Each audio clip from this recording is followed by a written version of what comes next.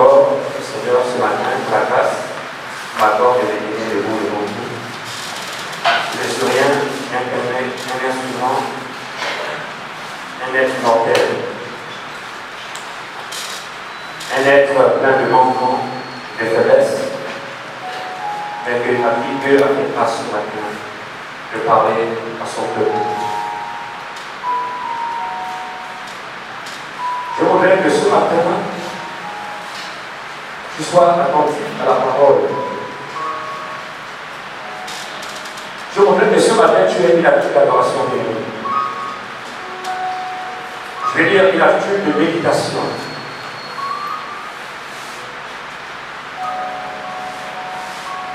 Dieu nous interpelle ce matin. Nous allons prendre des textes dans, sinon 2, certainement il y en aura d'autres au fur et à mesure. Nous allons lire dans Marc 2, versets 1 à 2.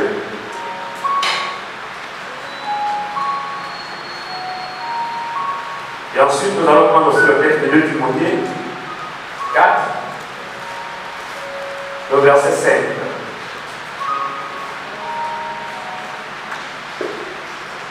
Donc, Marc 2 Timothée 4, verset 5. Le premier verset, sinon le premier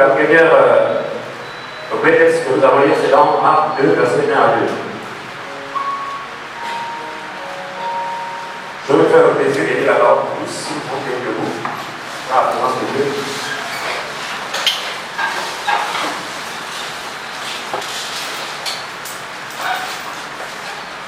Je suis dans l'évangile de Marc 2, verset 1 à 2.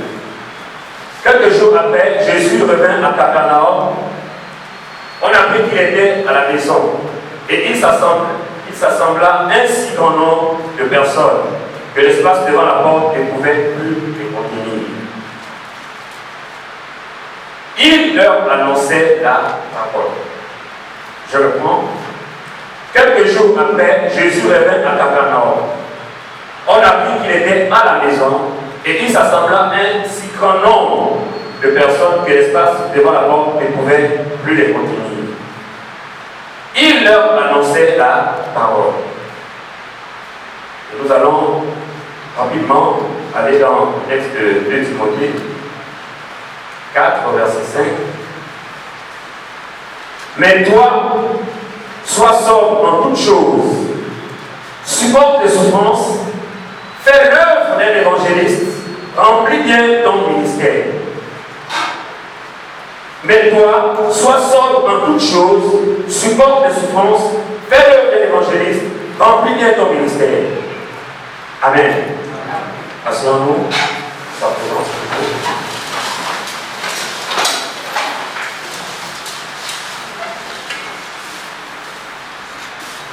Et ce matin, je voudrais vous entretenir autour d'un thème. Fais l'œuvre d'un évangéliste. Fais l'œuvre d'un évangéliste. C'est le thème de ce matin. Et à titre de rappel, par rapport à la vision de l'année 2021, c'est la grande commission, n'est-ce pas? C'est-à-dire aller faire des multiplications des disciples. En les baptisant au nom du Père, du Fils et du Saint-Esprit. Il a dit, et ensuite, enseignez-leur tout ce que je vous ai prescrit. C'est dans Matthieu 28, à partir du verset 19 à 20. C'est le verset de base par rapport à la vision de 2021. En réalité, cette vision de 2021, c'est le retour à la vision générale du ministère rural. Parce que le ministère rural a pour objectif, sinon pour vision, atteindre le monde saturent le monde de l'évangile. Et c'est à cela que Dieu nous appelle. Donc, faire de toutes les nations des disciples.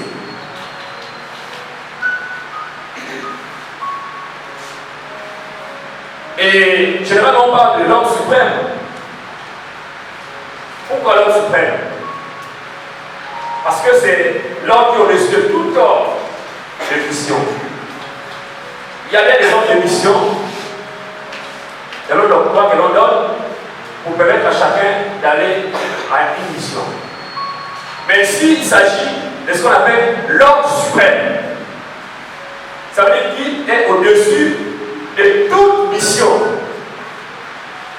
L'homme suprême. Et cela vient de Dieu.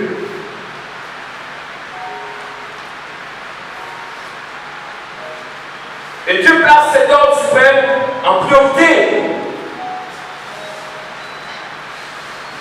Et cela implique en fait tout le monde. L'ordre suprême de Dieu n'exclut personne. Tout le monde est appelé à accomplir l'ordre suprême. D'où la grande commission. Et donc, lorsque nous réalisons le contexte de base, David dit quelques jours après Jésus revint à Capernaum.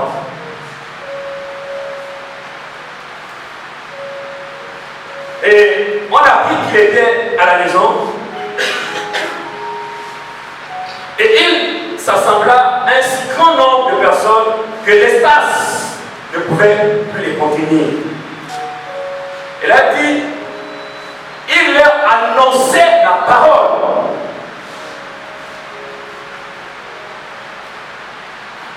Ça, c'est le verset 2. Je voudrais insister là-dessus. Le verset 2. Il a dit, il leur annonçait la parole. Verset 2, partie B, parce qu'il y a la partie A. La partie A dit, et il s'assembla un si grand nombre de personnes que l'espace devant la porte ne pouvait plus les contenir. Maintenant, la partie B dit, il leur annonçait la parole. C'est ce passage-là qui m'importe. Je voudrais que chacun nous fasse attention. Écoutez, bien aimé, le verset, c'est vrai, il paraît simple. Il leur annonçait la parole. Et je voudrais que nous réfléchissions tous sur ce passage. Il leur annonçait la parole. Je ne sais pas pourquoi est-ce que tu entends ça. Il leur annonçait la parole. Je ne sais pas. Quand tu lis à première vue, ça paraît peut-être pour toi une simple lecture. Est-ce que tu parviens à comprendre le fond de ce qui est dans ce message? Est-ce que tu perçois? Mais lorsque une parole est donnée, la parole de Dieu surtout, apprenons à réfléchir sur la parole. C'est ce qu'on appelle méditer. Est-ce que nous méditons la parole?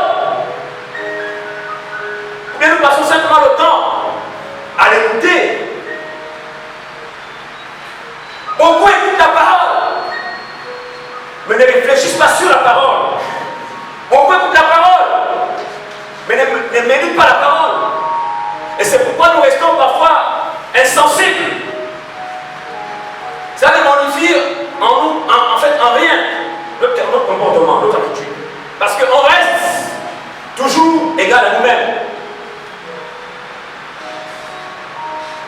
Nous ne bougeons pas parce que la parole ne nous affecte pas à bouger.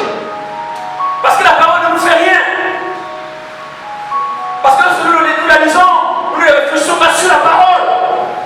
Et c'est le cas même pour certaines situations de nos vies.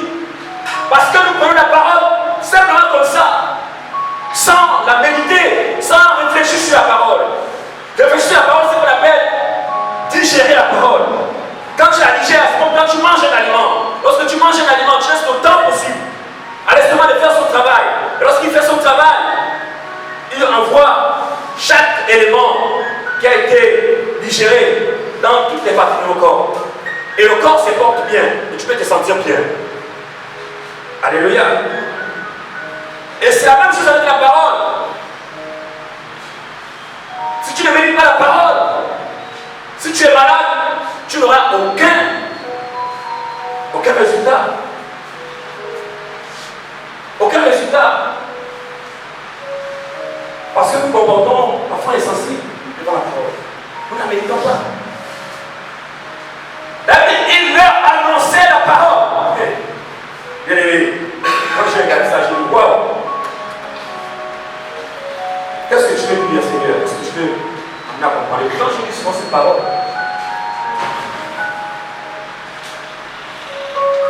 réfléchissons un petit peu sur la parole. Qu'est-ce que Jésus veut dire? Il leur annonçait la parole. Qu'est-ce que ce passage veut dire? Il annonçait quoi? Qui annonçait? Qui annonçait la parole? C'est Jésus, n'est-ce pas? C'est important de se poser ce genre de questions quand on lit, quand on lit. Si tu parviens à avoir cette attitude-là, tu vas te rendre compte que tu gagnerais beaucoup, à chaque fois.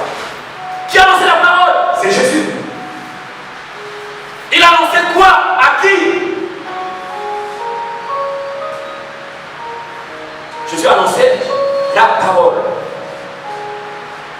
Autrement dit, la parole, c'est quoi? C'est l'évangile. C'est la bonne nouvelle. Alléluia. Jésus annonçait donc la bonne nouvelle. À qui? Aux personnes perdues, aux païens, à tous ceux-là qui étaient dans le besoin d'entendre la parole. À tous ceux-là, certainement, parmi ceux qui étaient venus aussi nombreux, en aussi grand nombre, il y avait des cas, des gens qui souffraient. Je ne sais pas quel problème ils avaient, mais on dit ils étaient là, tous, pour venir écouter la parole. Et là, il dit que Jésus leur annonçait la parole. En fait, bien que la Bible ne dit pas qu'ils sont venus pour écouter la parole, mais en réalité, quand on réfléchit plus loin, ils sont venus. C'était pour écouter, sinon entendre Jésus. Parce qu'ils avaient déjà entendu parler de lui. Non seulement ils étaient malades, mais ils voulaient écouter, entendre ce qu'il avait à leur dire. La parole. Les bienfaits de la parole. Et Jésus partageait la parole aux gens. Il partageait la bonne nouvelle du salut. Écoutez, si Jésus a annoncé la parole, c'est parce qu'il savait l'importance de la parole. Déjà lui-même a dit qu'il est la parole, il est la parole qui a été faite chair. Et donc Jésus, en annonçant la parole, il était en train d'obéir à un ordre, l'ordre suprême. Il était d'obéir à l'ordre suprême. Même si ça n'avait pas encore été donné à cette époque. Mais Jésus obéissait déjà à cet ordre-là. C'est-à-dire accomplir la grande commission. Apporter la bonne nouvelle aux gens. Et donc Jésus était en train de faire ce qu'on appelle l'œuvre d'un évangéliste.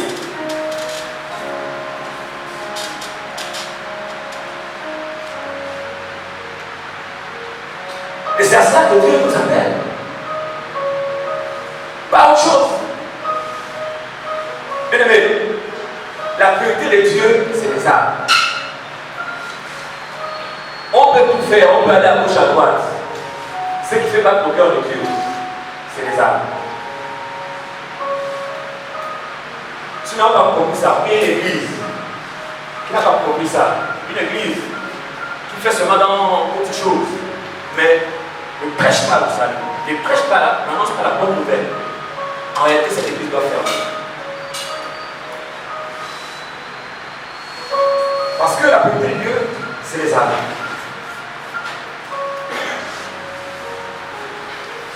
Bien aimé, l'heure est grave.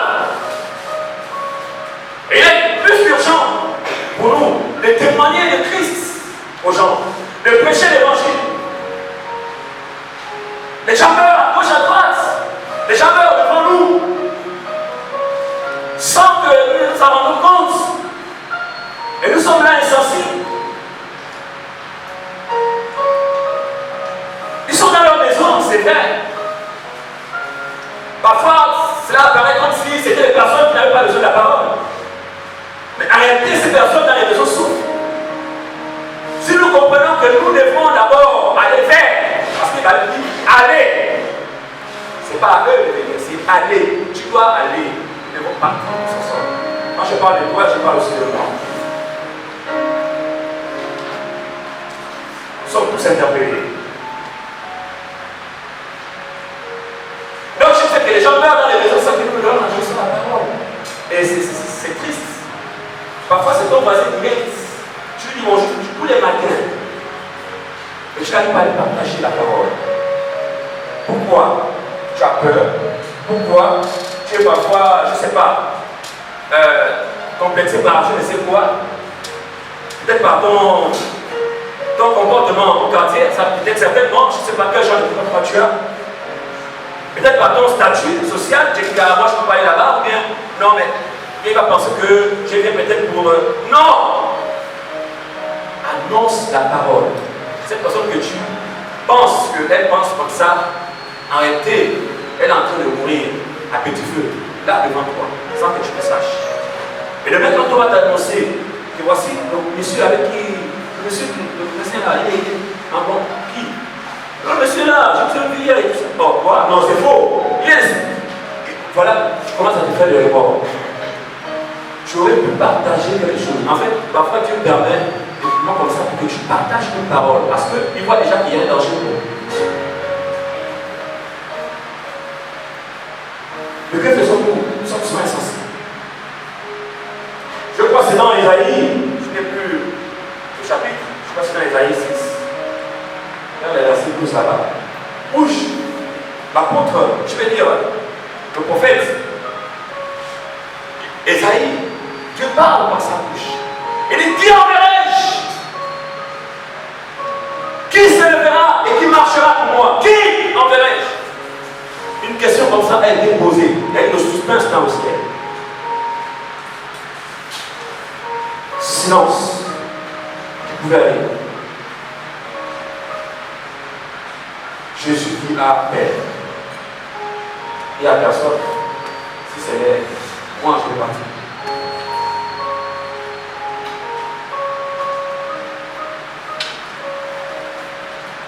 Je vais partir.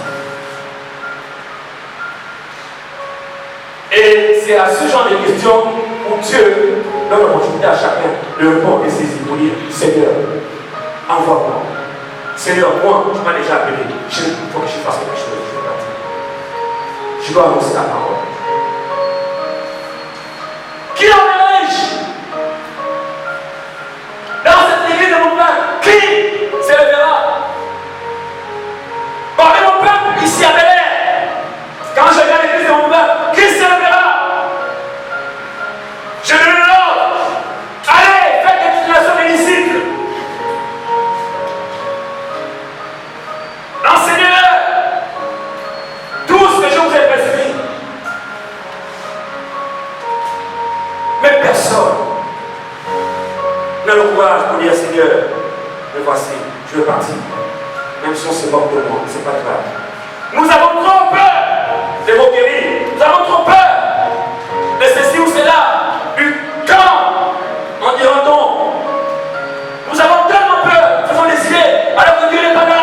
Même le Fils Jésus, qui est Dieu, on s'est moqué de lui. Mais nous, à notre niveau, ah non, je ne peux pas aller à cette moquerie-là. On, toujours le moi, toujours moi. Et ça n'honore pas notre Dieu. Jésus est triste, il est attristé, il pleure, parce que c'est rendu compte qu'il a payé cher pour toi, pour que tu sois ce que tu es aujourd'hui. Mais en retour, que fais-tu? Tu refuses d'aller aussi partager la parole à ton voisin, yes! Même au travail, c'est la même chose, partout dans les rues. Mais les rues ne sont pas distraits par le corona. Non, distanciation sociale, etc. Oui, je vais bien. Je ne suis pas en train d'encourager les gens à vouloir se coucher, non.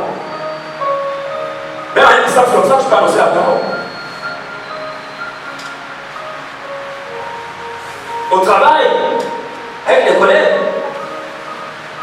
Tu annonces la parole librement. Nous sommes dans un pays où la persécution n'a pas encore atteint son comble. Ailleurs, tu annonces l'évangile, on te prend, on te tue, on te chicote, on te met en prison. Mais au Gabon, ce n'est pas le cas. Mais que faisons-nous, les chrétiens d'or, confortablement sur leur lit? Paul a dit à son fils Timothée, mon fils, c'est vrai, tu es pasteur, tu as accompli déjà un travail assez important pour les âmes. Mais je te dis, même si tu es pasteur, fais l'œuvre d'un évangéliste. S'il ne fait pas l'œuvre d'évangéliste, c'est-à-dire que même le ministère pastoral n'a pas compris.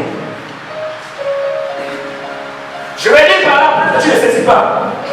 Que tu sois apôtre, que tu sois docteur, que tu sois prophète, que tu sois pasteur, que tu sois diacre, que tu sois diaconesse, que tu sois ancien, que tu sois chante, que tu sois intercesseur, quel que soit ce que tu veux être, ton statut, Dieu te dit, fais-le d'un évangéliste.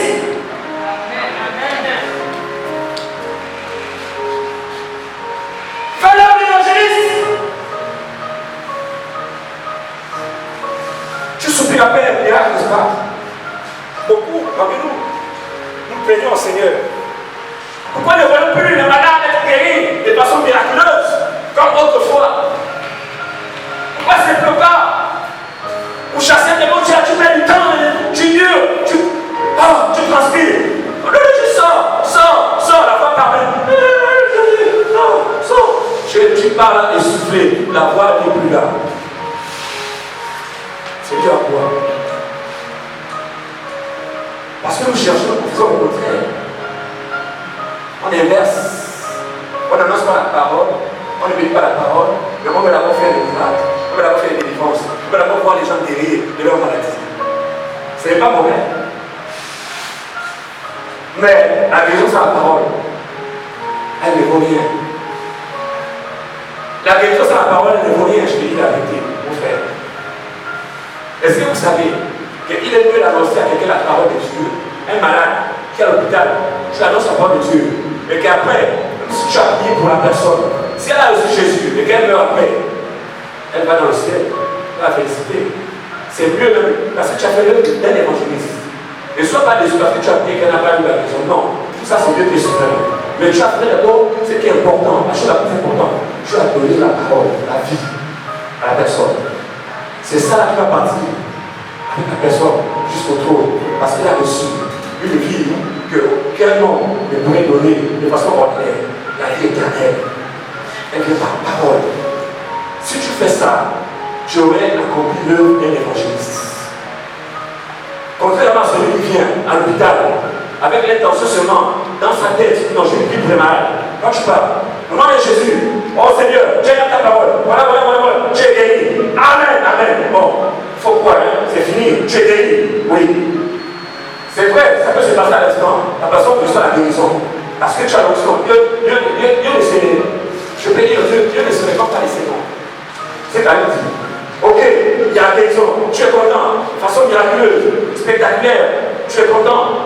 Et après tu pars, la personne te dit non. Voilà, la personne en question. Mais en sortant là, il y a eu un accident et puis bon voilà, elle est décédée. Est-ce que tu sais que la personne là, à cause du fait que tu as prié pour la personne sans de la parole, la personne va se trouver en enfer. Oui. À quoi ça aurait servi non? À quoi ça sert de guérir quelqu'un sans lui avoir donné d'abord le débat, c'est-à-dire la parole qui donne d'abord la vie de Jésus? Annonce la parole. L'œuvre de l'évangéliste commence par l'annonce de la parole. Jésus a compris ça. Et c'est ce pourquoi il était venu. Si vous remarquez, c'est dans Marc 1, premier chapitre, vous pouvez noter. Mais je vous envoie d'abord au verset 14. Vous allez voir ce qu'il dit. Ils sont tous ensemble rapidement. Quelqu'un peut lire ça rapidement, verset 14. Je vous exhorte à lire tout le premier chapitre de Marc 1. Tout le premier chapitre, vous allez remarquer que Jésus, depuis là-bas, on montre que Jésus était continuellement en mouvement dans toute la Galilée. il prêchait la parole. Et ensuite, les miracles, tout ça l'accompagnait. Qui peut écrire au passage? Oui, ancien. Marc 2. Marc 1, verset 1. Marc 1, verset 14. Marc 1, verset 14.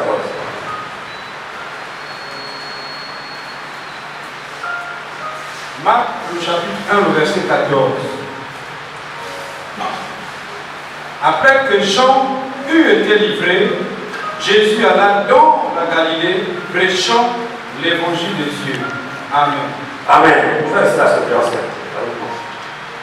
On dit, après avoir arrêté Jean-Baptiste, lorsqu'il a vu que Jean-Baptiste a été livré, il est parti de là-bas, dans toute la Galilée, et il annonçait, il prêchait l'évangile, la bonne nouvelle, la parole de Dieu.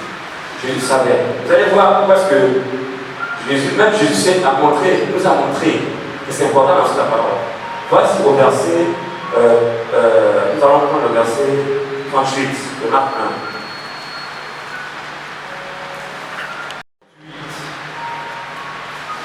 1. Il leur répondit, allons ailleurs dans les bourgades voisines. Il leur répondit, allons ailleurs dans les bourgades voisines. Oui.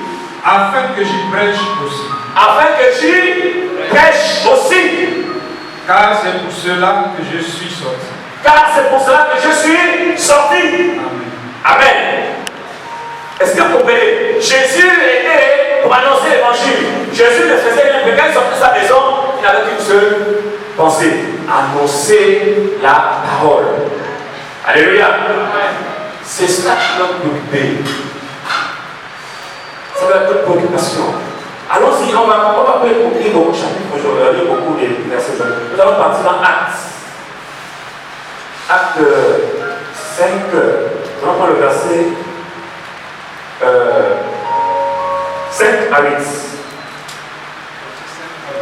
Oui. Acte 8, hein? C'est ça, non? Oui.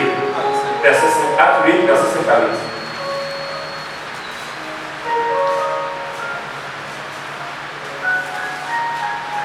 J'ai dit tout ça. Oui, 8, verset 5. Acte au chapitre 8, le verset 5 à 8. Philippe étant descendu dans la ville de Samarie. Philippe étant descendu dans la ville de Samarie. Prêcha le Christ. Prêcha le Christ. Un apôtre, hein. Je vais en faire un diacre. C'est un diacre. Oui, allons-y. Les foules tout entières étaient attentives. Les foules tout entières étaient attentives à ce que disait Philippe. Donc à la parole que Philippe sortait de sa bouche. Oui. Lorsqu'ils apprirent et virent les miracles qu'il faisait. Lorsqu'ils apprirent et virent les miracles qu'il faisait. Car les esprits impurs sortirent de plusieurs démoniaques. Car les esprits impurs sortirent de plusieurs démoniaques. En poussant des grands cris. En poussant des grands cris. Et beaucoup de paralytiques et de boiteux furent guéris. Et beaucoup de paralytiques et de boiteux furent guéris. Donc ça a été là. Merci, merci. Je vais montrer ici Jésus d'abord, qui nous montre l'exemple que si nous sommes sauvés, si nous sommes nés en Christ Jésus, c'est pour faire comme lui. Parce que lui, s'il est venu, s'il est né par la puissance du Saint-Esprit, et à chaque fois qu'il sort de sa maison, c'est pour prêcher l'évangile, annoncer la bonne nouvelle. Et donc, il a fait ça, c'est pour nous montrer l'exemple que nous aussi devons faire comme lui. Et là, voilà, les apôtres, quand ils arrivent aussi, puisque la passion dans leur montrer ça, eux aussi, ils sont rentrés au même pas. Voici un diacre, Philippe, qui avait compris, qui va en Samarie, et là-bas, il commence à annoncer la parole, sans se gêner. C'est juste des personnes. Il annonce le salut. Et donc, pendant qu'il annonce le salut, mais qu'est-ce que Dieu fait? Il aussi glorifier son nom. Les gens se mêlaient de partout en souffrance, avec les maladies, tout ça. Mais à cause de la puissance de la parole, de l'évangile, que Philippe libérait, Les esprits ont commencé à sortir des corps. Les malades ont commencé à guérir. Les paralytiques ont commencé à s'élever. C'était spectaculaire. Qu'est-ce qui fait ça? C'est la parole qui nous avait entendus. Alléluia. Bien aimé, lorsque tu annonces la parole de Dieu, ça ne se force pas. Quand tu as conscience de ça, et tu vas annoncer la parole de Dieu, même Dieu va te surprendre. Dieu ne surprendra. Je dis la vérité. Ne cherche pas la bonne chose. Cherche à faire l'œuvre d'un évangéliste. Comme fait dit Paul à son fils, Timothée. Sois sobre. Je t'encourage de supporter les souffrances. C'est vrai, c'est pas facile. Il y aura des moqueries que tu vas devoir endurer. Mais il faut que tu surpasses, que tu aies l'esprit élevé. Afin que tu accomplisses l'œuvre d'un évangéliste. Ne suis pas les rires à gauche à droite. Bien aimé, moi personnellement, en ce qui me concerne, je ne suis pas fier de moi.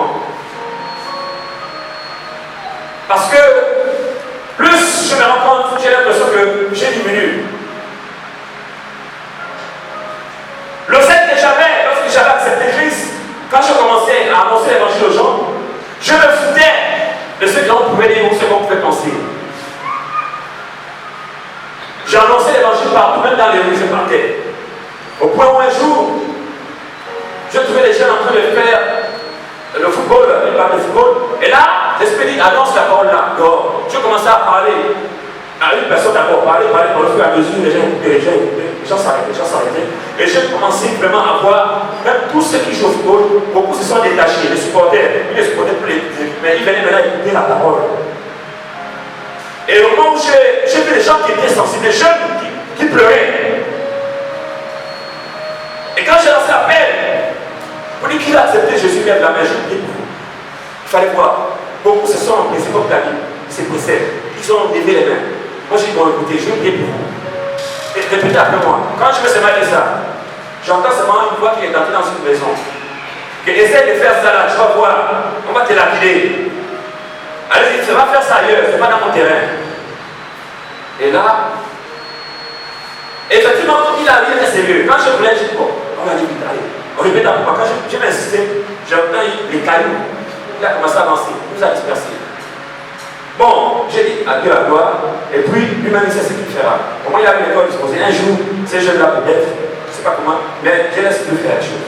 Donc c'est pour dire que, bien aimé, lorsque tu es animé par le désir, la pensée de faire l'œuvre d'un évangéliste, tu n'as pas honte, tu n'as pas peur, mais la peur t'empêche de voir la gloire de Dieu. Parfois ta bénédiction dépend du fait que tu fasses l'œuvre d'un évangéliste. La grande commission, l'ordre suprême, l'obéissance à l'ordre suprême, je vous assure, si nous pouvons savoir qu'à l'intérieur de la grande commission, il y a une grande bénédiction qui nous est réservée, qui ne connaissons pas. Il y a beaucoup de bénédictions qui sont à l'intérieur. Donc lorsque tu rentres dans la vision, forcément, Dieu ne peut que te bénir. Et dans ce mouvement-là, tu vas voir des gens guérir, des gens être transformés. Et c'est ça ta joie, même de voir des vies transformées, de voir des personnes qui se convertissent. Ce sera ton salaire. Et c'est à cela que Dieu appelle au miracle à faire. Bien aimé, je suppose que dans la salle, nous sommes combien? Nous voulons annoncer la parole, c'est-à-dire qu'on veut faire comme nous-mêmes nous voulons. Dieu voulait que tu fasses. Dieu veut seulement que tu parles. Il n'y a pas besoin. Tout ce que tu peux réfléchir là, il n'est pas là-dedans. Que tu annonces ta parole. Vous allez voir que lorsque nous allons enlever la tête, que non, je dois prêcher la parole en retour, je dois forcément voir là me suivre. Vous allez voir. Si nous nous comportons comme ça, Dieu nous surprendra beaucoup.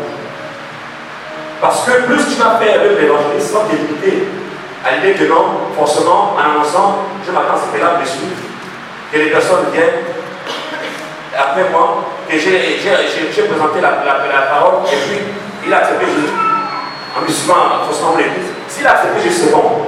Mais s'il ne te suit pas, ce n'est pas ton problème. Alléluia. Annonce d'abord l'évangile. C'est quand tu fais ce travail d'annoncer l'évangile, annoncer, qu'est-ce viennent il y a des personnes à qui on a annoncé l'évangile ailleurs, mais qui se retrouvent dans ce quartier, qui cherchent des églises. Quand ils avancent, ils vont bien l'église là-bas. Le Saint-Esprit, seulement, va là-bas. Et quand vous êtes surpris de voir l'église, ils n'ont dit pourquoi? Parce que aussi, Dieu est juste. Dans son ministère, dans cette église, il a vu qu'il y a des fils et des filles qui s'élèvent tous les jours pour aller sur le terrain pour annoncer l'évangile. Alors, comme récompense aussi, qu'est-ce qu'il fait? Allez, il envoie aussi des personnes. Il envoie. Jusqu'à ce qu'il y aura fait 1000, 1500, 2000, 3000. C'est comme ça que ça se passe en Afrique anglophone.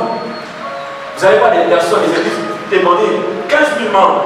Mais parce que c'est des gens qui, à pied d'œuvre, travaillent. Ils font le bien évangéliste. Alléluia. Maintenant, je voudrais, pour terminer, faire demander mon frère, ma soeur. Tu as écouté ces paroles. Tu as écouté certainement. Je te dis peut-être que je ne suis pas concerné. Mais je voudrais te rassurer que tu es concerné. Tu es concerné par cette parole. Je voudrais seulement que tu prennes conscience. Si là tu es là, de rappeler cette parole par ma bouche, c'est parce qu'il sait que ton implication peut aussi, n'est-ce pas, contribuer dans l'avancement du royaume. Ton implication peut contribuer dans l'avancement du royaume. Et donc, à partir de ce jour, la guérison que tu recherchais commence d'abord à annoncer l'évangile. Tu verras, à partir de ce moment, quand tu vas faire l'œuvre de l'évangéliste, Dieu aussi va te surprendre. Le mal que tu avais là-haut, mais c'est bizarre, hein, parce que tu as compris que tu vas faire l'œuvre de l'évangéliste. Et ça va plus davantage te booster. Et tu vois que ce n'est pas seulement au niveau de toi, parce qu'au niveau, c'est des personnes à qui tu vas prêcher l'évangile. Dieu t'enverra aussi des personnes parfois malades, des personnes parfois dans des situations difficiles. Mais à cause de ce que tu vas annoncer l'évangile va faire activité aux gens, ça va porter à délivrance. Il y a des gens qui étaient peut-être sous l'oppression des esprits, elles vont être délivrées miraculeusement par la parole, la puissance de la parole que tu vas libérer. Donc, à partir de ce jour, lève-toi, fais l'œuvre de l'évangéliste. Fais l'œuvre de l'évangéliste. Fais l'œuvre de l'évangéliste. Fais l'œuvre de l'évangéliste. Fais l'œuvre de l'évangéliste. Fais l'œuvre de l'évangéliste. Que tu sois docteur, fais l'œuvre de l'évangéliste. Que tu sois membre saint, ne te soucie pas. Dieu sait que tu es en toi, il y a non. Il peut t'utiliser pour simplement que tu t'élèves et que tu parles. Fais l'œuvre de l'évangéliste. Fais l'œuvre de l'évangéliste. Fais l'œuvre de l'évangéliste.